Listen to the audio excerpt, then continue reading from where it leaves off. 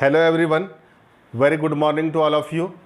You are welcome to my channel Suman classes. आज हम आपके सामने एक नया टॉपिक लेकर आ रहे हैं, राष्ट्रीय ज्ञान आयोग। आज की जितनी भी चर्चा हमारी होगी राष्ट्रीय ज्ञान आयोग पर होगी। ये बहुत महत्वपूर्ण टॉपिक है, राष्ट्रीय ज्ञान आयोग। राष्ट्रीय ज्ञान आयोग 2006 से 9, इसी को हम अंग्रेजी में नेशनल नॉलेज कमीशन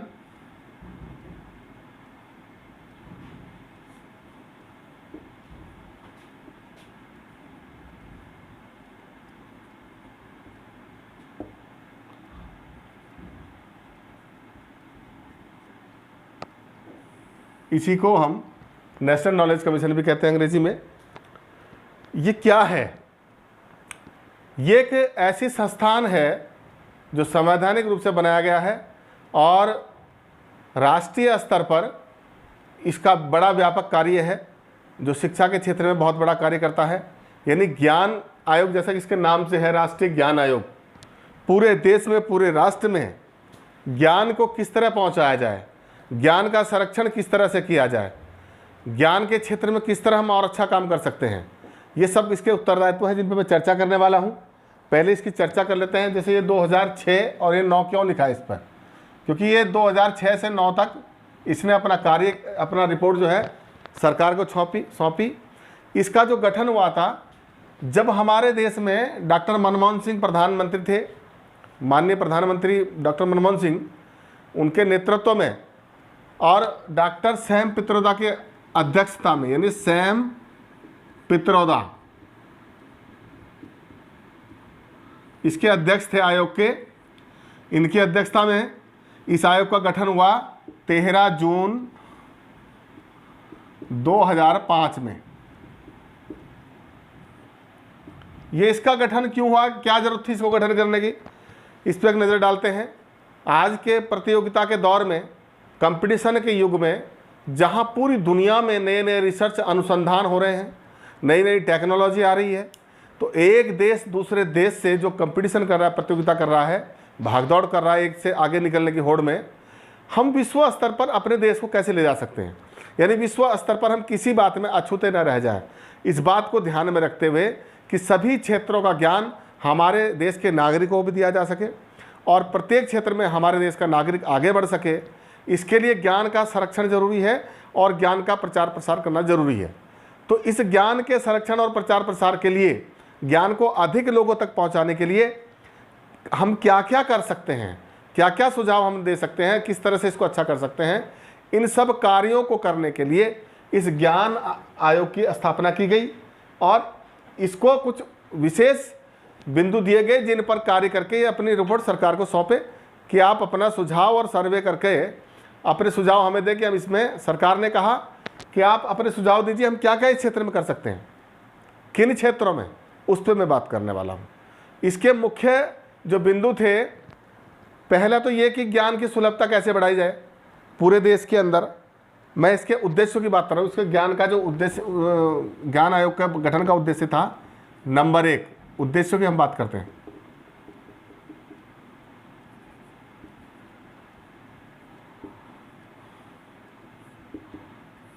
उद्देश्य की जब हम बात करेंगे तो नंबर 1 पे था कि 21वीं सदी में ज्ञान की चुनौतियां जो देश के सामने हैं, चुनौतियों समझिए, चुनौतियों से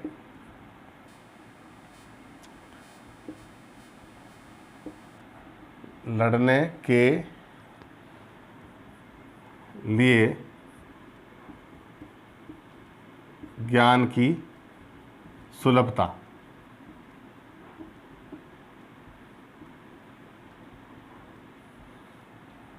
ये हम कर सकते हैं। और इसी को हम इस तरह से भी कह सकते हैं सुलभता के साथ साथ शिक्षा प्रणाली के साथ में ये भी कह सकते हैं हम शिक्षा प्रणाली में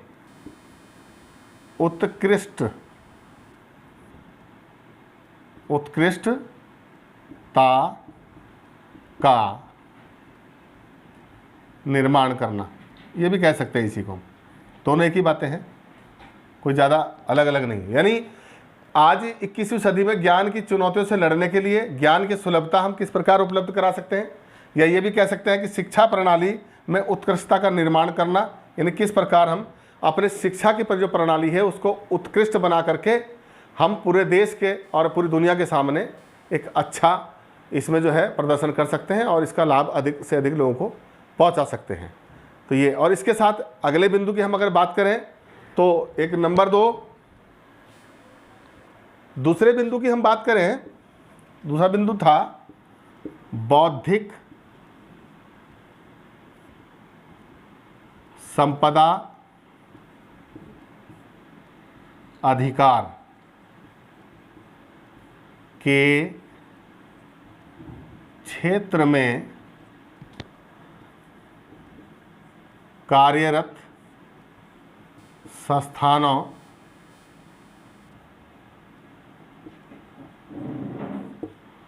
के प्रबंधन में सुधार लाना। ये इस तरह से हम समझ सकते हैं। बौद्धिक संपदा अधिकार, ये आपको एक नया शब्द लग रहा होगा, लेकिन आपने देखा होगा अक्सर बौद्धिक संपदा अधिकार ये एक कानूनी प्रक्रिया है और ये पूरे विश्व स्तर पर है। भारत ने भी इसकी 1978 में सक्रिय सदस्यता के रूप में इसकी सदस्यता ली, और किसी भी चीज़ का आपने देखा होगा पुस्तक के अंदर लिखा रहता है कॉपीराइट, किसी भी चीज़ का पेटेंट करना और उसका जो है ब्रांडिंग करना, डिजाइनिंग करना। तो ये एक इस प्रकार की प्रक्रिया है कि माने आप कोई रचना लिखते हैं, कोई पुस्तक लिखते हैं, तो जिस व्यक्ति के द्वारा वो मेहनत करके उस ज्ञान का सृजन किया गया है उस पर पहला हक उस व्यक्ति का है जिसने उसकी रचना की है, चाहे वो पुस्तक है और आपका चाहे शोध प्रबंध है या कोई किसी और अन्य क्षेत्र में ज्ञान के क्षेत्र में कोई कार्य किया गया है। तो जो ज्ञान का सृजन जिसने किया है उस ज्ञान पर पहला हक उसका है। ये कानूनी प्रक्रिया होती है। और इस बौद्धिक संपदा अधिकार के क्षेत्र में जितने प्रबंधन, जितने संस्थान काम करते हैं, उनका जो मैनेजमेंट है, उसकी जो प्रक्रिया है उसमें सुधार लाना इसका उद्देश्य था, ताकि इससे जो ज्ञान के क्षेत्र में काम करने वाले लोग हैं उनके जो हक हैं वो बरकरार रहें, उनके जो बौद्धिक संपदा अधिकार है उनकी सुरक्षा हो और उनको प्रोत्साहन मिल सके। क्योंकि कई बार क्या होता है कि आजकल साहित्य की चोरी हो रही है। आपने कोई किताब अच्छी लिखी और कॉपीराइट आपके जो है सुरक्षित नहीं है, तो उसकी कोई चोरी करके अपने नाम से पब्लिश कर सकता है, तो वो आपका जो है उसका जो मेहनत है वो सुरक्षित नहीं हुई। इसलिए बौद्धिक संपदा अधिकार के क्षेत्र में जितने भी प्रबंधन कार्य कर रहे हैं या जो संस्थान कार्य कर रहे हैं उनकी कार्य प्रणाली में सुधार लाना इस आयोग का दूसरा उद्देश्य था। इसका आप स्क्रीनशॉट ले सकते हैं। मैं अगले बिंदु पे बात करता हूँ। तो ये स्क्रीनशॉट आपने ले लिया होगा। अगले तीसरे बिंदु पे मैं बात करता हूँ। इसका अगला एक तीसरा बिंदु है नंबर 3, कृषि और उद्योग के क्षेत्र में ज्ञान को बढ़ावा देना। ये हम किस प्रकार कर सकते हैं? आयोग को सर्वे करके, रिसर्च करके, अध्ययन करके इस पे भी अपनी रिपोर्ट देनी थी। ये इसका तीसरा उद्देश्य है कि हम कृषि और उद्योगों के क्षेत्र में जो हमारा पास जो ज्ञान है, यानी जो अनुसंधान है, जो रिसर्च है, जो शोध के द्वारा जो हमारे सामने नई नई बातें निकल के आ रही हैं, अच्छा जो बेहतर ज्ञान, जो लाभकारी ज्ञान हमारे पास उपलब्ध है, उसको हम किस प्रकार कृषि और उद्योग में प्रयोग कर सकते हैं, किस प्रकार उसका बेहतर लाभ उठा सकते हैं, इसके बारे में भी आयोग को अपनी रिपोर्ट देनी है। ये भी एक इसका तीसरा उद्देश्य था। और इसके बाद एक और महत्वपूर्ण बात है जो हम नंबर 4 में इसको नंबर 4, ये नंबर 4 पे हम बात करते हैं ज्ञान को प्रभावी बनाकर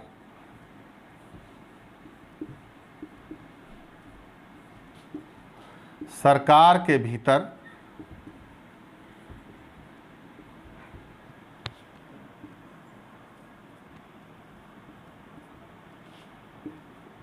ज्ञान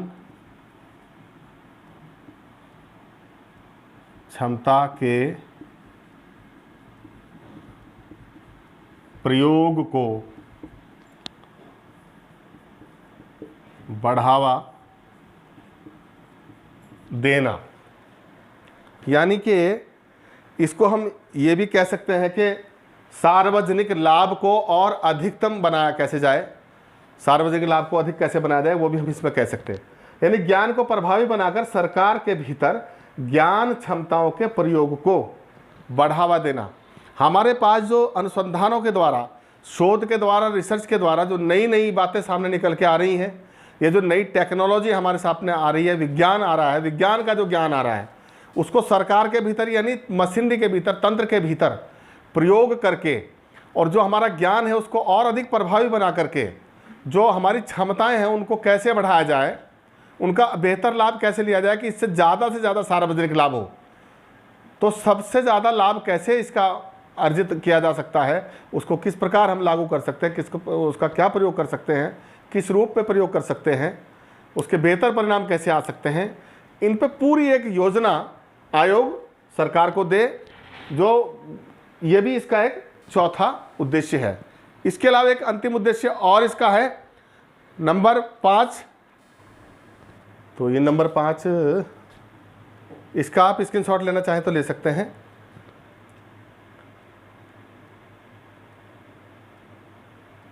स्क्रीनशॉट ले लिया होगा, इसको हम मिटाते हैं। नंबर 5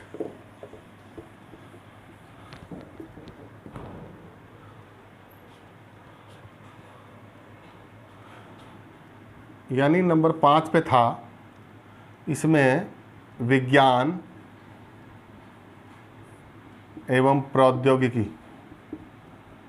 जिसको हम साइंस एंड टेक्नोलॉजी कहते हैं, प्रौद्योगिकी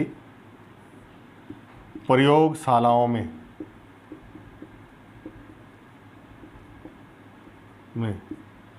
ज्ञान के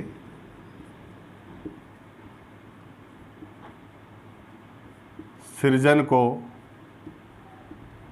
बढ़ावा देना, ये इसका उद्देश्य था। इस पर भी आयोग अपनी रिपोर्ट दे कि किस प्रकार हम विज्ञान और प्रौद्योगिकी प्रयोगशालाओं में ज्ञान के सृजन को बढ़ावा दे सकते हैं, इसको और अधिक विस्तृत कर सकते हैं। शोध यानी विज्ञान और इसकी जो प्रयोगशालाओं की बात कहेगी, ज्ञान के सृजन एक महत्वपूर्ण बात है ज्ञान के सृजन में, क्योंकि विज्ञान के साइंस के क्षेत्र में लगातार रिसर्च होते रहते हैं और टेक्नोलॉजी के क्षेत्र में भी। तो ये जो शोध करने वाले लोग हैं, इनका जो शोध के द्वारा जो नए नए सिद्धांतों की और नियमों की स्थापना की जाती है, नई नई खोज की जाती है, वो जो नया ज्ञान उत्पन्न होता है, जिस ज्ञान का जो है सृजन किया जा रहा है, उसको और अधिक प्रोत्साहित कैसे किया जा सकता है, कैसे शोध के क्षेत्र में अधिक लोगों को प्रेरित किया जा सकता है, इसके बारे में पूरी विस्तृत योजना आयोग सरकार को सौंपे। ये इसके मुख्य उद्देश्य थे। तो अभी जो हमने बात की आयोग पे कि पूरे राष्ट्रीय ज्ञान आयोग का जो उद्देश्य थे, 5 बिंदु थे जिन पर सरकार को उसने अपनी पूरी रिपोर्ट सौंपी थी।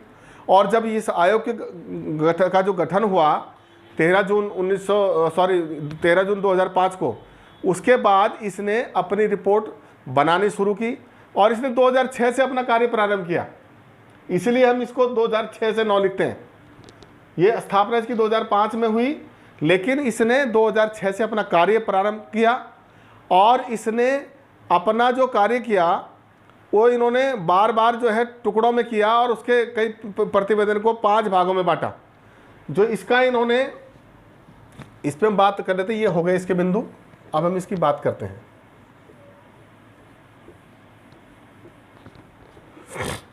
इन्होंने जो अपना प्रतिवेदन दिया, एक तो 2006 में दिया, फिर 2007 में और 2008 में।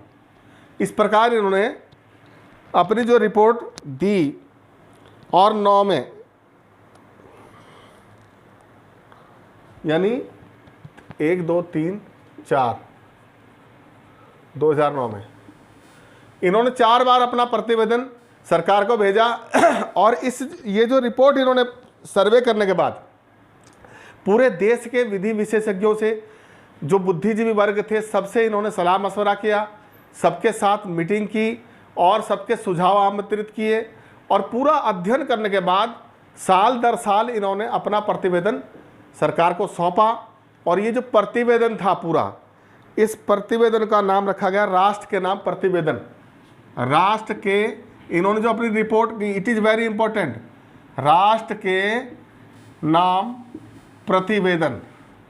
ये क्वेश्चन भी आ सकता है कई बार जब ऑब्जेक्टिव टाइप के आते हैं कि नेशनल नॉलेज कमीशन ने जो है अपना प्रतिवेदन किस नाम से प्रकाशित किया, तो ये राष्ट्र के नाम प्रतिवेदन यानी रिपोर्ट टू द नेशन, ये इन्होंने पूरा प्रकाशित किया। और इसको उन्होंने पूरा करने के साथ साथ इस पूरा जो दस्तावेज था, जिसे पूरे सुझाव दिए गए थे, ये 5 भागों में विभाजित था। 5 भाग में, 5 पार्ट में, भाग में इसकी व्याख्या की गई, 5 भाग में। और इस पे हम एक एक बिंदुवार चर्चा करते हैं कि किस भाग में उन्होंने क्या क्या कहा, किसके बारे में बात की। तो ये राष्ट्रीय ज्ञान आयोग जो 13 जून 2005 में स्थापित हुआ, इसने पिछले जो मैंने अभी उद्देश्य बताया, उन उद्देश्यों को लेकर के 2006 में कार्य शुरू किया और 2006, 7, 8 और 9 साल दर साल इन्होंने अपने प्रतिवेदन सरकार को प्रस्तुत किए विभिन्न बिंदुओं को लेकर। और इस रिपोर्ट का नाम था राष्ट्र के नाम प्रतिवेदन। और इस पूरी रिपोर्ट, पूरे दस्तावेज में, ये जो है पूरा दस्तावेज 5 भाग में विभाजित था। इन पर नंबरवार हम चर्चा करते हैं। प्रथम भाग में था ज्ञान की सुलभता। इसको हम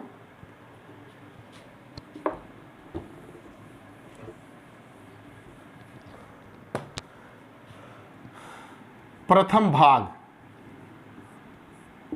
इसका नाम था ज्ञान की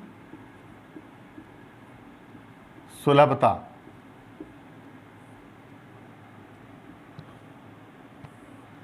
इसमें विस्तृत रूप से इस पर चर्चा की गई।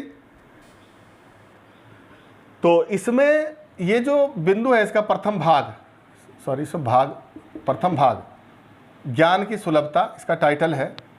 इसमें प्रमुख रूप से 7 बिंदुओं पर बात की गई।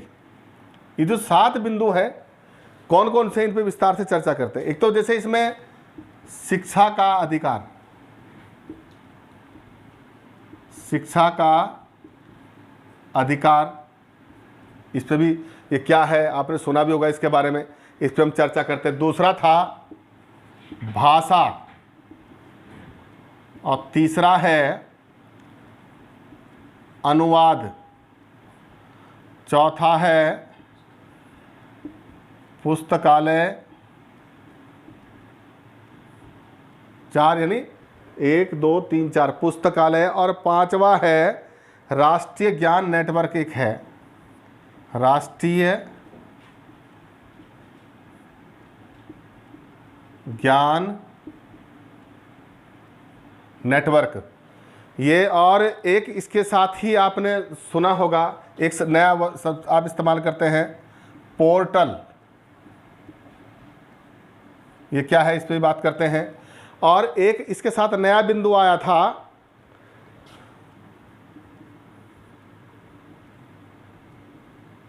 स्वास्थ्य सूचना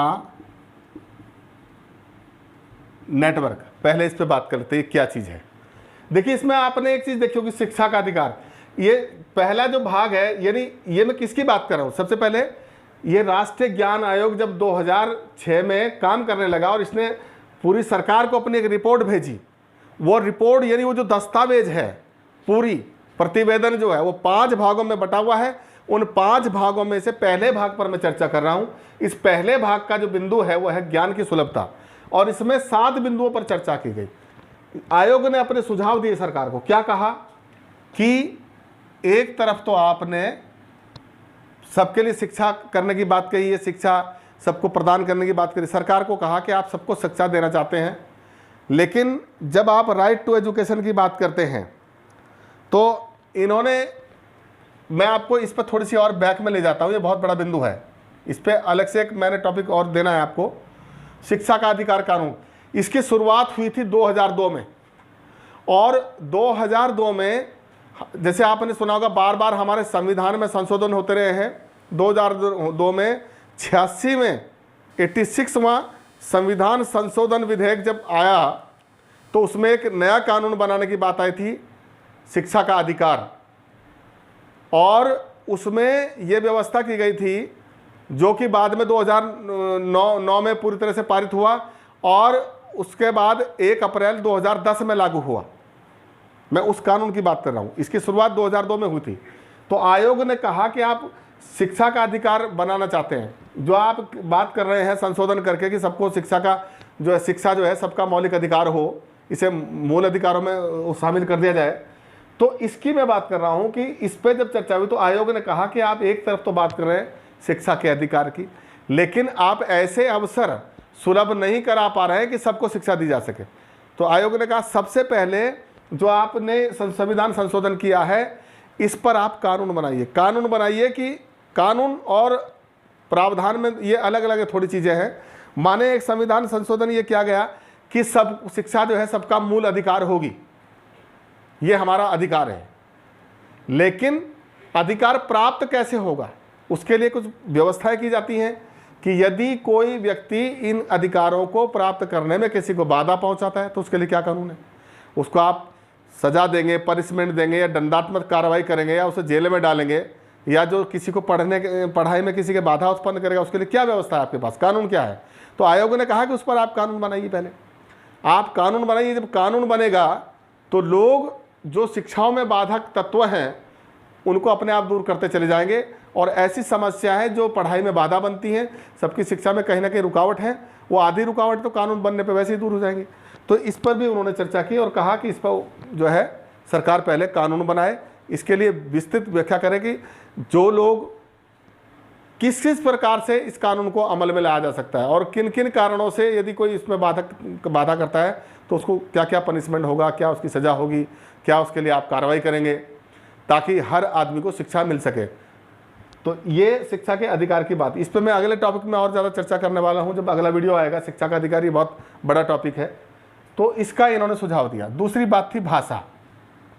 इन्होंने कहा, भाषा के संबंध में इन्होंने ये बात कही कि आज पूरे देश के अंदर या पूरी दुनिया के अंदर, हमारे देश में तो 29-30 राज्य हैं, तो अलग अलग भाषा के हर राज्य हैं।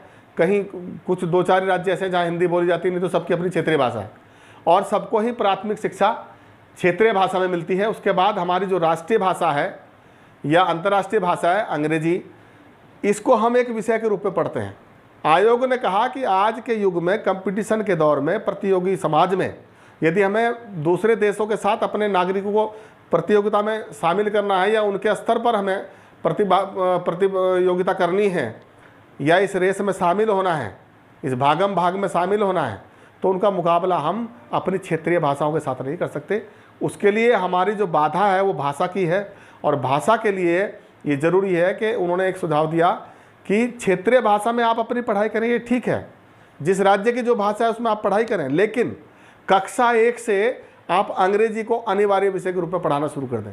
और आपने देखा होगा बहुत सारे सरकारी विद्यालयों में, प्राइवेट में तो चल ही रहा है, निजी विद्यालयों में, लेकिन सरकारी स्कूलों में भी कक्षा 1 से एक विषय जो है अंग्रेजी अनिवार्य रूप के विषय में पढ़ाया जाने लगा है पिछले कुछ सालों से। वो इसी आयोग की देन है, इन्होंने सरकार को सुझाव दिया था। और ये भी समझिए कि उन्होंने कहा कि इसको पूरा माध्यम ना बनाया जाए भाषा को, अंग्रेजी को। 2 चीज़ें हैं, आप अपनी क्षेत्रीय भाषा में अपने पठन पाठन को जारी रखें, लेकिन इस अंग्रेजी विषय को एक विषय के रूप में अनिवार्य रूप से शामिल करें, ताकि बच्चे को जो है आगे चल करके हाई स्कूल या इंटर स्तर पर और फिर अंतर्राष्ट्रीय भाषाएं चुनने में या और चीज़ों में जो है उसे विदेशी शिक्षा लेने में कोई दिक्कत ना हो, या उसे बाहर कहीं जाना है तो उसे दिक्कत ना हो। तो उनकी इस समस्या को ध्यान में रखते हुए आयोग ने सुझाव दिया। दूसरा इसका अगला एक बिंदु था अनुवाद का। आयोग ने कहा कि हमारे यहाँ जो ज्ञान है, माने पंजाबी, मराठी, गुजराती, उड़िया, तेलुगु, मलयालम, अलग अलग भाषाओं के जानकार अपने अपने भाषा में रिसर्च करते हैं और उनके जो शोध प्रबंध हैं वो उसी भाषा में छपे हुए हैं जिसको वो जानते हैं। तो वो जो ज्ञान है एक क्षेत्र पर सीमित होकर रह जाता है। माने अंग्रेजी पुस्तक है तो सब लोग नहीं पढ़ सकते, खाली वो मलयालम में एक शोध प्रबंध लिखा है तो उसमें जो ज्ञान है उसको केवल मलयालम भाषा वाले ही जान पाएंगे, दूसरे भाषा के लोग नहीं जान पाएंगे। तो एक ये जो संचित ज्ञान है पुस्तकों के अंदर जो किसी एक क्षेत्रीय भाषा में छपा हुआ है, उसको यदि हम अनुवाद कर दें सभी भाषाओं में ताकि उसे सभी भाषाओं के लोग पढ़ सकें, तो चाहे हिंदी में भी उसका अनुवाद हो, अंग्रेजी में भी हो, मलयालम में भी हो, पंजाबी में भी हो, उड़िया में भी हो, तेलुगु में भी हो, तो जब एक दूसरे की भाषा को हम समझने लगेंगे तो जो पुस्तकों में जो ज्ञान संचित है उसका प्रसार होगा, प्रसार होगा। इसलिए जो हमारे पास ज्ञान के भंडार हैं, ज्ञान का भंडार कौन होता है? पुस्तकें होती हैं, संग्रहालय होते हैं, पुस्तकालय होते हैं।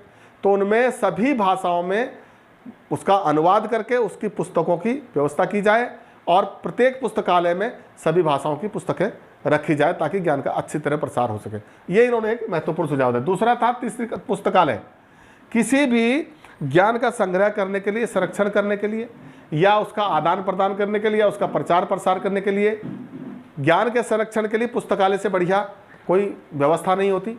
इसलिए पुस्तकालयों में अधिक से अधिक भाषाओं के ग्रंथ, अधिक से अधिक भाषाओं में अनुवादित ज्ञान और शब्दों के भंडार या आपके शोध के जो पुस्तकें हैं वो संपादित करके या छपवा करके उनको प्रत्येक पुस्तकालय में ले जाने की व्यवस्था होनी चाहिए। और प्रत्येक वो क्षेत्र जहाँ ज्ञान से जुड़े हुए लोग रहते हैं, छात्र रहते हैं, विद्यालय रहते हैं, चाहे वो यूनिवर्सिटी लेवल पे हो, प्राथमिक स्तर पर हो, जूनियर स्तर पर हो या माध्यमिक स्तर पर हो या उच्च शिक्षा के स्तर पर हो, प्रत्येक जगह विद्यालयों में मिनी पुस्तकालय जहाँ जितनी आवश्यकता है उस प्रकार पुस्तकों की व्यवस्था की जाए ताकि पुस्तकों के कारण, पुस्तकों के अभाव में कोई बच्चा अपने ज्ञान से वंचित न रह जाए।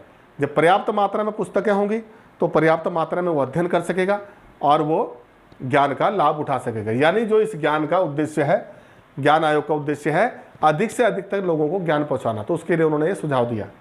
और अगला है राष्ट्रीय ज्ञान नेटवर्क। ये जो नेटवर्क शब्द है ये टेक्नोलॉजी का शब्द है।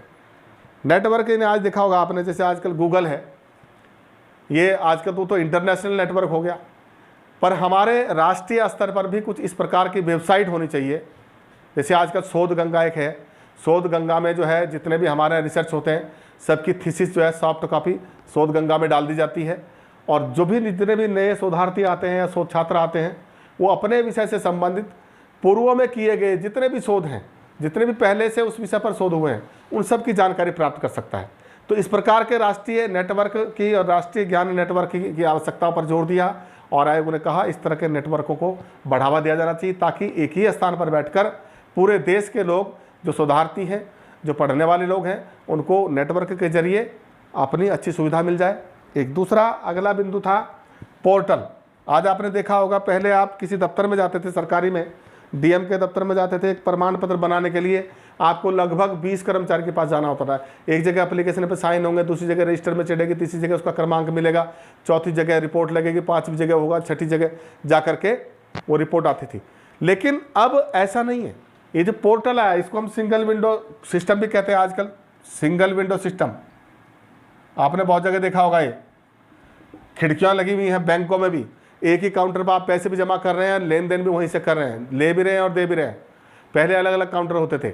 आज आप प्रार्थना पत्र देने जाते हैं तहसील में या किसी जिलाधिकारी के यहाँ, तो अपना जहाँ प्रार्थना पत्र आप देंगे वहीं जमा करके अगली बार जब जाएंगे सारी रिपोर्ट अपने लग करके वहीं से आप अपनी पूरी जानकारी प्राप्त कर सकते हैं एक ही जगह पर। तो इस प्रकार की व्यवस्था करना, यानी ये पोर्टल बना दिए गए कि आयोग ने कहा कि सरकार को इस तरह की व्यवस्था करनी चाहिए कि लोगों को अपने काम के लिए अधिक परेशान ना होना पड़े, जिससे उनका समय भी बचे और सरकारी काम में पारदर्शिता भी आए और सरकारी अभिलेखों का रख रखाव भी हो। तो उसके लिए पोर्टल का सुझाव दिया गया, ये एक महत्वपूर्ण बात है। और अगला था स्वास्थ्य सूचना नेटवर्क। इसका सबसे बढ़िया उदाहरण है, आजकल आपने देखा होगा कोरोना काल में जितने भी लोगों को टीके लग रहे हैं, जितने भी लोगों को कोरोना की बीमारी हुई, पूरे देश के लोग ऑनलाइन रजिस्टर्ड हैं स्वास्थ्य सूचना नेटवर्क। और जितने लोगों को आजकल टीके लग रहे हैं तो आप एक उनके आईडी डालिए और पूरे देश के लोगों का, जिसके पास जितने, एक ही वेबसाइट से आपको पूरा डाटा मिल जाता है। स्वास्थ्य कौन, मरीजों का लेखा जोखा, आप आयुष्मान कार्ड देख रहे हैं, पूरे देश के लोगों कितने लोगों का इलाज हुआ, किस योजना के अंदर, कौन सी योजना से कितने लोगों को लाभ हुआ, पूरा डाटा आपको एक ही साइट पर मिल जाता है। तो ये भी इन्होंने सुझाव दिया कि इस प्रकार के नेटवर्क हमारे पास होने चाहिए, और आज इसका लाभ हमें मिल रहा है कि ये नेटवर्क हमारे पास है, ये काम हो रहा है। तो ये इसके प्रथम भाग की हमने बात की। प्रथम भाग यानी इसका जो प्रतिवेदन था उससे पहले भाग में 7 बिंदुओं पर चर्चा की। अब इसके हम दूसरे बिंदु में बात करते हैं। इसका आप स्क्रीनशॉट लेना चाहें तो ले सकते हैं। तो ये स्क्रीनशॉट आपने लिया होगा, इसका नहीं लिया है तो आप ले सकते हैं। अगले बिंदु में बात करते हैं। अब हम चर्चा करते हैं इसके भाग 2 पर, यानी जो दूसरा भाग है।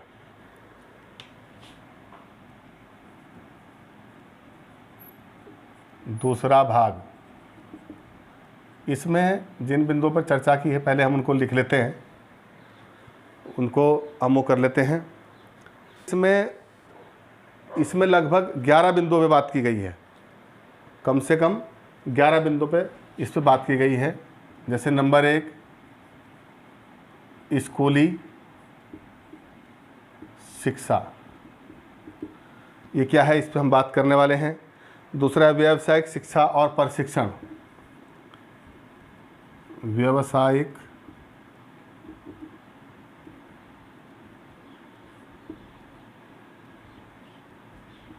शिक्षा और प्रशिक्षण। तीसरा है इसका उच्च शिक्षा, उच्च शिक्षा, इस पर भी हम बात करेंगे। उच्च शिक्षा के साथ गणित, ये एक चौथा बिंदु है इसका, गणित और विज्ञान को प्रोत्साहन, ये इसका चौथा बिंदु हो जाएगा। इसका एक 5वां बिंदु है विधि, एक सुना होगा आपने जिसको हम लॉ भी कहते हैं, विधि शिक्षा यानी कानूनी शिक्षा, ये इसका एक 5वां बिंदु है। छठा है इसका चिकित्सा शिक्षा, चिकित्सा शिक्षा। और इसमें जो है एक आपने सुना होगा, बार बार एक वर्ड आता है मैनेजमेंट, जिसको हम कहते हैं, इसको प्रबंध शिक्षा भी हम कहते हैं, प्रबंध शिक्षा, प्रबंध शिक्षा। और इसके अलावा एक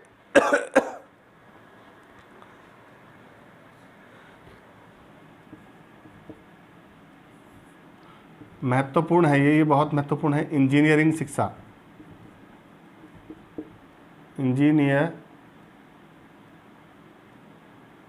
सॉरी ये गलती हो गया,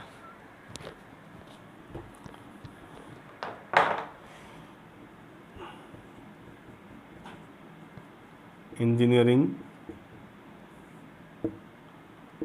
शिक्षा। और इसके बाद एक 8वां है, 8वें में आता है हमारा मुक्त, जिसको आपने सुना होगा डिस्टेंस एजुकेशन भी कहते हैं हम, मुक्त, ओपन एवं दूरस्थ शिक्षा। और इसको इधर लिख लेते हैं, नंबर 9 हम यहाँ लिख लेते हैं। एक है PhD को प्रोत्साहन। और अगला हमारा एक बिंदु और है, 1 2 3 4 5 6 7 8, ये क्रम गलत हो गया, ये यहाँ पे आएगा 7, तो वही मैं कह रहा हूँ कम कैसे हो गया, 8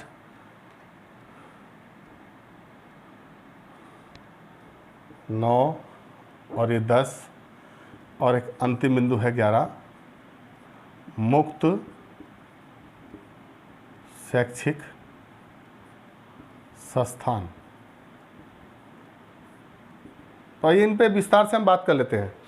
आयोग ने जो दूसरा भाग अपना प्रतिवेदन का दिया, इसमें उन्होंने क्या क्या सुझाव सरकार को दिए। उन्होंने कहा नंबर 1 कि स्कूली शिक्षा, यानी जो हम रेगुलर विद्यालय में जाते हैं, चाहे प्राथमिक, जूनियर, माध्यमिक और इंटर लेवल पर या हायर एजुकेशन तक, जो नियमित रूप से हमारे विद्यालय चलते हैं स्कूली शिक्षा, ये जो स्कूली शिक्षा है इसमें पूरी तरह से गुणवत्ता पे सुधार होना चाहिए। छात्रों को इंफ्रास्ट्रक्चर की कमी है, बिल्डिंग्स की कमी है, फर्नीचर की कमी है, या किसी भी प्रकार के उनके पठन पाठन के लिए कोई दिक्कत है तो उसको सरकार अपने खर्चे से पूरा करे और सरकार की जिम्मेदारी है कि वो उसके लिए व्यवस्था करे। तो ये स्कूली शिक्षा को गुणवत्ता सुधारने पर बल दिया और इसको सुझाव दिया। दूसरे उन्होंने कहा व्यावसायिक शिक्षा और प्रशिक्षण यानी यदि आपको ये लगता है कि टीचरों को प्रशिक्षण देने की ज़रूरत है, हमारे जो किसी भी क्षेत्र के, चाहे वो चिकित्सा क्षेत्र के हों, चाहे इंजीनियरिंग के हों, चाहे लॉ के हों, उनको प्रशिक्षित टीचर दिए जाएं जो इन संस्थानों में काम करते हैं, क्योंकि जब ट्रेन टीचर होंगे तो वो अच्छी प्रकार से शिक्षा दे सकेंगे और ज्ञान को आगे बढ़ा सकेंगे। तो प्रशिक्षण और व्यावसायिक शिक्षा यानी जो आपकी जो टेक्निकल शिक्षा है जिससे आपको रोजगार मिलेगा, जैसे आपके प्रोडक्शन जिससे पैदा होगा, ऐसी शिक्षा प्रदान करने के लिए ऐसे विद्यालयों को खोला जाना चाहिए, ऐसे कॉलेज खोले जाने चाहिए और प्रशिक्षण भी लोगों को दिया जाना चाहिए। उच्च शिक्षा के बारे में उन्होंने कहा कि उच्च शिक्षा की स्थिति ठीक नहीं है, बहुत सारे लोग अभी इसके प्रति जागरूक नहीं है। हर जगह से उच्च शिक्षा कुछ लोग बीच में माध्यमिक में छोड़ते हैं, कुछ इंटर में छोड़ देते हैं, दुनिया भर का अवरोध पैदा होता है। तो इन अवरोधों का अध्ययन करते हुए इसके बारे में जो जो कमियां हैं उनको दूर करने का प्रयास सरकार करे और उनके लिए बच्चों को प्रोत्साहित करे ताकि वो उच्च शिक्षा की ओर बढ़े। इसमें भी सुधार करने की बात इस आयोग ने कही। गणित और विज्ञान के छात्रों को प्रोत्साहन करने के लिए कहा कि जो विद्यार्थी या जो लोग इस क्षेत्र में काम कर रहे हैं, जो अनुसंधान करने वाले लोग, जो शोध छात्र हैं या जो शोध करने वाले शिक्षक हैं, उनको प्रोत्साहन किया जाए ताकि गणित और विज्ञान के क्षेत्र में हमारे पास अधिक मात्रा में ज्ञान का भंडार हो सके। और एक विधि शिक्षा जो हमारा कानून व्यवस्था है, इस कानून में जो अभी कमियां हैं, इसके जानकार लोग अधिक होंगे तो अधिक लोगों को इसका लाभ मिलेगा, अधिक लोगों को न्याय प्रणाली से जुड़ने का मौका मिलेगा। और उनको जब अधिक लोग होंगे, अच्छा मात्रा में कानूनी जानकारी होगी, तो किसी के साथ अन्याय होने की कम संभावना रहेगी। इसलिए विधि शिक्षा को भी बढ़ावा दिया जाना चाहिए। चिकित्सा शिक्षा यानी जब तक व्यक्ति स्वस्थ नहीं है तो उसके अंदर शिक्षा का विकास भी नहीं होगा। तो चिकित्सा शिक्षा के लिए अधिक से अधिक विद्यालय खोलने की, मेडिकल कॉलेज खोलने की बात कही गई और उसमें जो है अधिक से अधिक बच्चों को जो है प्रतिभागी करने के लिए प्रोत्साहित करने की बात की गई, इसको सुधारने के लिए बात की गई। अगला था प्रबंध शिक्षा। जैसे आज मैनेजमेंट है, चाहे वो शासकीय प्रबंधन हो, चाहे वो सामाजिक प्रबंधन हो, चाहे वो राजनीतिक प्रबंधन हो, प्रत्येक क्षेत्र में प्रबंधन की शिक्षा दी जानी चाहिए ताकि अच्छे प्रबंध हर क्षेत्र में हो और एक अच्छी प्रबंध की व्यवस्था होने के कारण जितनी भी योजनाएं हैं, जितने भी कार्यक्रम हैं, जो जिससे भी संबंधित है, उनके उद्देश्य प्राप्त करने में सफलता मिल सके। एक अगला था इंजीनियरिंग की शिक्षा। इंजीनियरिंग के क्षेत्र में आज हमारे देश में बहुत छात्रों को इसका प्रोत्साहित करने की ज़रूरत है। बहुत सारे कम मात्रा में हमारे पास कॉलेज हैं, अभी कॉलेज खोलने की ज़रूरत है, ऐसा आयोग ने सुझाव दिया और कहा कि इंजीनियरिंग की शिक्षा के क्षेत्र में बहुत ज़्यादा प्रोत्साहन की ज़रूरत है, इसको सरकार बढ़ावा दे। मुक्त एवं दूरस्थ शिक्षा, ये मुक्त और ओपन का मतलब जिसमें जो ऐसे बच्चे जो विद्यालय जाने से किसी कारणों से रह गए, जो किसी कारण से पढ़ नहीं सके या उनकी उम्र ज़्यादा हो गई है, वो अपनी पढ़ाई को जारी रख सकें। इसके लिए डिस्टेंस लर्निंग जो 1985 में जिसकी स्थापना हुई थी मुक्त विश्वविद्यालयों की, उसी प्रकार के कार्यक्रमों को आगे बढ़ाने की बात कही गई है और कहा गया है कि ये पूरे देश में गांव-गांव तक इसका जाल फैल जाना चाहिए ताकि जो लोग पढ़ नहीं सके किसी कारण से वो इसकी अच्छी तरह से शिक्षा ले सके। क्योंकि ओपन में ऐसी कोई बाध्यता नहीं है कि आपको डेली क्लास जाना है या स्कूल जाना है। आप एडमिशन ले रहे हैं, ऑनलाइन भी भर रहे हैं, आज ऑफलाइन भी भर रहे हैं और परीक्षा दे रहे हैं और डिग्री प्राप्त कर रहे हैं। उसके बाद आप अपनी योग्यता के अनुसार जहाँ भी आपको जिस क्षेत्र में काम करना है वो कर सकते हैं। तो इसको बढ़ावा देने की बात की गई। और एक अगला बिंदु है पीएचडी प्रोत्साहन।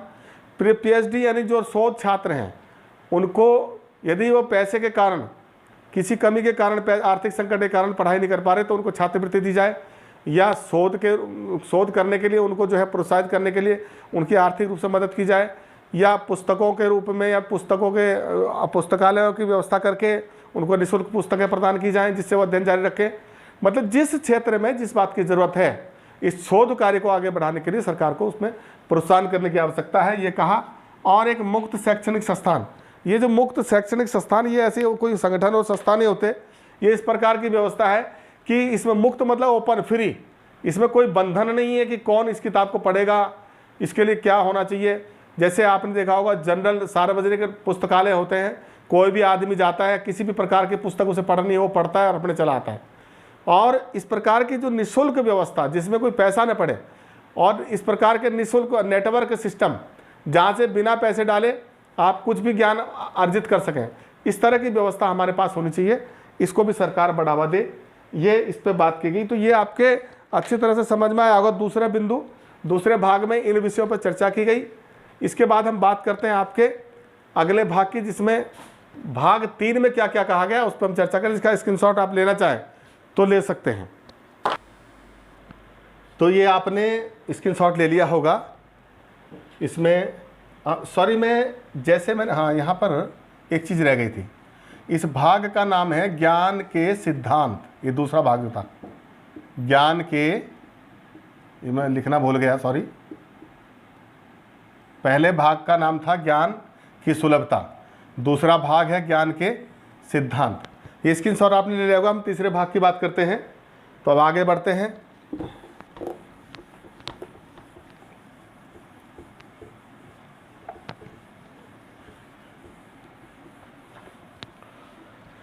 तो अब तीसरे भाग की हम बात करेंगे, भाग 3। इसका नाम है सृजन, यानी क्रिएशन जिसको हम बोलते हैं अंग्रेजी में।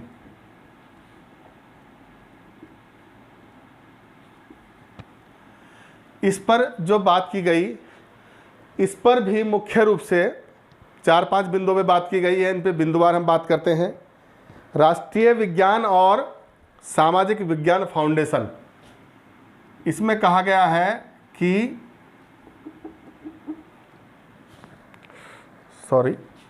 राष्ट्रीय विज्ञान एवं सामाजिक विज्ञान फाउंडेशन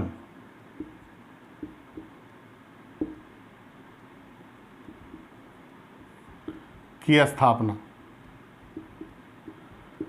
एक बिंदु ये बात, इस पे बात करते हैं। और दूसरा बिंदु था इसका सरकारी वित्त पोषित, सरकारी वित्त पोषित अनुसंधान के लिए, यानी शोध के लिए, अनुसंधान के लिए कानूनी तंत्र की स्थापना की जाए या एक तंत्र बनाया जाए। नंबर 3 पे बात की गई थी बौद्धिक संपदा अधिकार की, बौद्धिक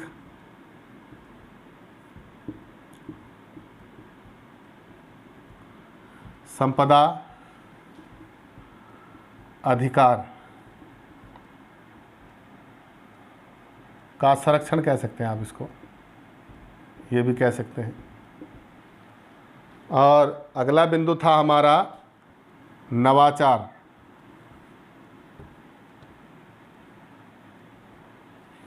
नवाचार यानी इसमें जितने भी इनोवेशन आप करेंगे इस पे हम बात करेंगे। और एक 5वां बिंदु था उद्यमशीलता, इसको हम वैट भी बोलते हैं, VET, यानी वोकेशनल एजुकेशन ट्रेनिंग, इसी को हम व्यावसायिक शिक्षा प्रशिक्षण भी कह सकते हैं, इस प्रकार से भी कह सकते हैं। तो इस पर हम बात कर लेते हैं। ये पहले इस भाग में जब बात की गई राष्ट्रीय विज्ञान एवं सामाजिक विज्ञान फाउंडेशन की स्थापना की, तो इन्होंने कहा कि राष्ट्रीय स्तर पर एक विज्ञान एवं सामाजिक विज्ञान फाउंडेशन की स्थापना हो और उसमें जो फंड जमा होगा वो इन दोनों क्षेत्रों में प्रोत्साहन का कार्य करेगा। जो लोग इस क्षेत्र में काम कर रहे हैं, ज्ञान का रिसर्च कर रहे हैं, खोज कर रहे हैं या अनुसंधान कर रहे हैं, वो उनको प्रोत्साहन करने के लिए काम आएगा, या इस क्षेत्र में जितने भी लोग काम कर रहे हैं उनकी संरक्षण के लिए या उनको प्रोत्साहन के लिए मदद करेगा। और एक सरकारी वित्त पोषित, दूसरा जो था सरकारी वित्त पोषित अनुसंधान। यह दो बात है, एक तो रिसर्च होता है, अनुसंधान जिसको हम बोलते हैं शोध, एक तो आदमी निजी खर्च पर करता है, प्राइवेट फीस पर करता है, और एक अनुसंधान में सरकार अपना बजट देती है, उसे कहते हैं सरकारी वित्त पोषित, यानी जो सरकार द्वारा जिसमें खर्च उठाया जाता है, ऐसा अनुसंधान जिसमें सरकार प्रोत्साहन की राशि दी। आज बहुत सारे छात्र ऐसे हैं जो शोध कर रहे हैं, उनको जो है स्कॉलरशिप मिलती है शोध के लिए, और ऐसा शोध जो सरकारी खर्च पर हो उसके लिए कानूनी तंत्र की व्यवस्था, ताकि जो उसमें खर्च हो रहा है सरकार का उसका कहीं दुरुपयोग ना हो। उन दुरुपयोग करने वालों पर कानूनी कार्रवाई होनी चाहिए, उसके लिए कानूनी तंत्र बनाया जाना चाहिए जिससे उस पैसे का सही उपयोग हो और शोध का जो उद्देश्य है वो पूरा हो, और शोध के क्षेत्र में शोध करने वालों को प्रोत्साहन मिल सके, उनका शोषण ना हो सके। इस प्रकार के तंत्र की स्थापना पर वो दिया। बौद्धिक संपदा अधिकार, जैसा कि मैंने भी बताया आपको शुरू में कि बौद्धिक संपदा यानी कि जो बौद्धिक संपदा अधिकारी यानी जिस व्यक्ति की जो रचना है और वो उसके कॉपीराइट्स जो हैं उनके हकों की सुरक्षा होनी चाहिए। इस प्रकार की कानूनी व्यवस्था हमारे पास होनी चाहिए, इस प्रकार के तंत्र बनाए जाने चाहिए ताकि वो अपने द्वारा सृजित ज्ञान का पहला कॉपीराइट यानी पहला हक उस पर हो, जिसे वो कह सके कि ये मेरी रचना है या ये मेरा शोध है। इस प्रकार के तंत्र की स्थापना हो। अगला था नवाचार। नवाचार के क्षेत्र में यानी नवाचार को आप नए नए आविष्कार या इनोवेशन या जो जितने प्रकार के हमारे नए नए उत्पादन होते हैं, जो नई टेक्नोलॉजी आती है, इसमें उद्योगों के और विश्वविद्यालयों के बीच आपसी तालमेल पर बल दिया जाना चाहिए, ताकि जैसे विश्वविद्यालयों में जो भी रिसर्च होते हैं, शोध होते हैं, उनको फिर प्रैक्टिकली कहाँ पर प्रयोग किया जाए, तो उसकी प्रयोगात्मकता के लिए, उसको सर्टिफाइड करने के लिए आपस में उनका तालमेल होना बहुत ज़रूरी है, जिससे ये प्रूफ हो सके कि जो ज्ञान प्राप्त हुआ है वो सही है या नहीं है, उसकी प्रमाणिकता के लिए। तो उनमें तालमेल पर बल दिया गया। उद्यमशीलता, जिसमें वोकेशनल एजुकेशन ट्रेनिंग पर जोर दिया गया, यानी व्यावसायिक शिक्षा प्रशिक्षण पर, कि जिसमें हम व्यावसायिक शिक्षा दें और उससे लोगों को रोज़गार मिले और रोज़गार से उत्पादन होगा और उत्पादन के द्वारा देश समर्थ बनेगा और हम राष्ट्रीय और अंतर्राष्ट्रीय स्तर पर दोनों पर अपना एक नई पहचान बना सकें। इसके लिए इस पर बल दिया गया। तो ये इसका भाग 3 पे बहुत सारी चर्चा की गई, मैं आपको संक्षेप में बता रहा हूँ। इसका अगले भाग पर हम चर्चा करते हैं, चतुर्थ भाग। इसका आप स्क्रीनशॉट लेना चाहें तो ले सकते हैं।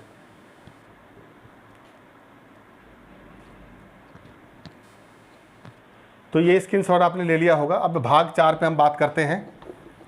इसका जो भाग 4 है, यानी कि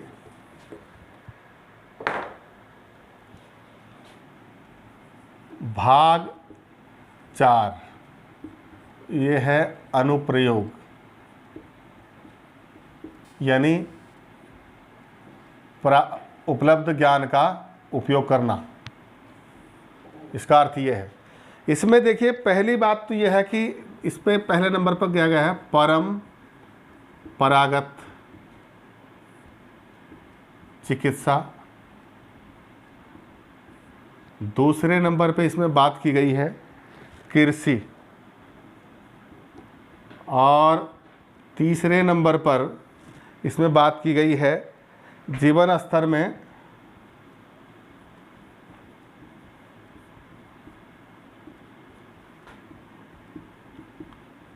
सुधार लाने पर बल।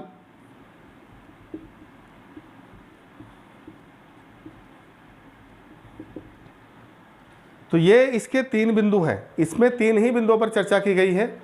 इस पे हम बात करते हैं बारी बारी से। परंपरागत चिकित्सा, देखा होगा आप लोगों ने, हमारे यहाँ वैदिक कालीन बहुत सारे दुनिया भर के ऐसे ग्रंथ हैं जिनमें जड़ी बूटियों की शिक्षा है, वैद्य की शिक्षा है, जिसमें वनस्पति के उपयोगों से बहुत सारी अनेक प्रकार की बीमारियों के इलाज और उनके उपाय, उनका संरक्षण, उनका रखरखाव, सबके बारे में विस्तार से चर्चा की गई। तो इस परंपरागत शिक्षा का, जिसको हम पहले से जो परंपरा थी हमारे घर पे इलाज करना, घर की दवाइयाँ इस्तेमाल करना, उस परंपरागत शिक्षा का जो संरक्षण है उसको करके हम इसको ज्ञान को आगे बढ़ा सकते हैं, जिससे लोगों को लाभ होगा। इससे लोगों को एक तो शुद्ध और सस्ती दवाइयाँ मिल सकेंगी, सस्ता इलाज मिल सकेगा, और प्रत्येक व्यक्ति तक जब ये ज्ञान पहुँचेगा तो इसका प्रत्येक व्यक्ति को लाभ मिलेगा। इस पर उन्होंने बल दिया कि परंपरागत चिकित्सा जो है इसको संरक्षित करके रखा जाए और इसको आगे बढ़ाया जाए। कृषि के क्षेत्र में जितने भी हमारे नए नए विज्ञान और टेक्नोलॉजी के प्रयोग हो रहे हैं, वो जितना भी ज्ञान हम विज्ञान के द्वारा प्राप्त कर रहे हैं उसका कृषि क्षेत्र में प्रयोग किया जाए, ताकि कृषि का उत्पादन बढ़े, जिससे हमारा देश कृषि प्रधान देश है। यहाँ किसानों की आय दोगुनी हो, किसानों को अधिक मात्रा में अनाज पैदा करने के अवसर मिलेंगे और रोज़गार भी मिलेंगे। कृषि को अधिक मात्रा में बढ़ाने पर बल दिया गया, उसके लिए सुझाव दिए गए। तीसरा है जीवन स्तर में सुझाव। जो हमारी जीवन शैली है उसका जो स्तर है वो अभी जो निम्न है, उसमें सुधार लाने पर बल दिया गया कि लोगों के जीवन स्तर में, लोगों की जीवन शैली में सुधार लाया जाए, जिससे लोग अधिक स्वस्थ रहें और शिक्षित हों और अपने जीवन को अच्छी तरह से संतुष्टिपूर्वक प्रकार जी सकें। तो ये इसके 4 बिंदु थे। भाग 4 में जो 3 बिंदु थे उस पर चर्चा हुई। अब हम बात करते हैं अंतिम भाग की और 5वें भाग की। तो इसमें आप 5वें भाग पर चर्चा करते हैं। इसका आप स्क्रीनशॉट लेना चाहें तो ले सकते हैं। तो ये स्क्रीनशॉट आपने लिया होगा। इसका एक अंतिम भाग हमारा रह गया और उसमें एक ही बिंदु है, उस पर हम बात करते हैं।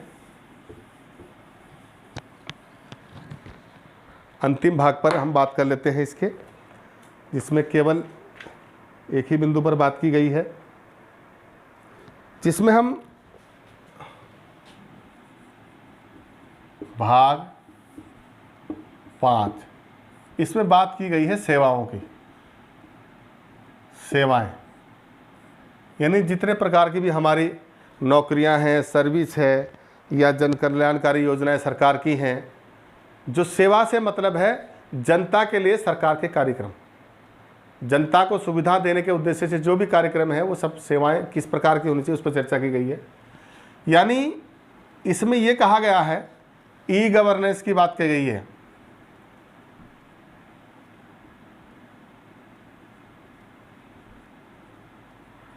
ई गवर्नेंस की बात की गई है, यानी ये कहा गया कि सरकार को इस प्रकार से तंत्र की स्थापना करनी चाहिए ताकि लोगों को सारी सुविधाएं उचित माध्यम से प्राप्त हों।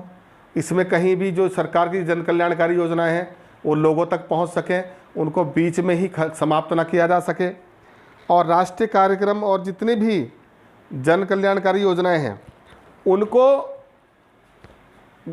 लोगों तक पहुंचाने के लिए, यानी उनका प्रसार करने के लिए इलेक्ट्रॉनिक मीडिया का या इलेक्ट्रॉनिक साधनों का प्रयोग किया जाना चाहिए, ताकि ज़्यादा लोगों तक उसका प्रसार हो सके और लोग उसके बारे में ज़्यादा से ज़्यादा जान सकें। ये जो आज पूरा आपका सोशल मीडिया है, इलेक्ट्रॉनिक मीडिया है, इंटरनेट है, जितने भी आपके दुनिया भर के साधन आजकल सोशल मीडिया के माध्यम से आ रहे हैं, इन सभी का इस्तेमाल करके लोगों तक सरकारी जन कल्याणकारी योजनाओं का प्रसार होगा, तो उनके बारे में लोग जानेंगे और अच्छी तरह से उसका लाभ उठा सकेंगे, लोगों को इसका लाभ होगा। तो इसके लिए भी सुझाव दिया आयोग ने। तो ये आपका था ज्ञान आयोग। काफ़ी लंबा चैप्टर हो गया है, आप बोर भी हो रहे होंगे तो, लेकिन ये क्योंकि बहुत ज़्यादा महत्वपूर्ण टॉपिक था और इसको बिंदुवार समझना भी ज़रूरी था, तो ये आपके टॉपिक जो है समाप्त हो गया है। मैं समझता हूँ आपको ये समझ में आया होगा। और जहाँ तक मैं समझता हूँ कि इसको आपका BA में, MA में, एजुकेशन के पार्ट में तो ये है ही। कई बार इसे नेट, सेट और दुनिया भर के जो टीचिंग से संबंधित हैं, शिक्षा शास्त्र से संबंधित जो भी आपके पेपर हैं, उनमें इसके बारे में बहुत सारी चर्चा होती है। बहुत जगह से क्वेश्चन आते हैं, कितने भाग में ये बना था, इसका प्रतिवेदन कब बना था, इसकी स्थापना कब हुई थी, विस्तार से बारीकी से इस पर चर्चा की गई है। आपको पसंद आया होगा। मेरा एक निवेदन आपसे रहेगा कि आप वीडियो को सब्सक्राइब जरूर करें और इसे लाइक करें, शेयर करें, और यदि कोई आपके सुझाव हों तो आप कमेंट बॉक्स में भी लिखें, मैं उनका स्वागत करूंगा। मैं उम्मीद करता हूं कि आपको वीडियो पसंद आया होगा। सो थैंक यू, धन्यवाद, आपका बहुत बहुत स्वागत, धन्यवाद।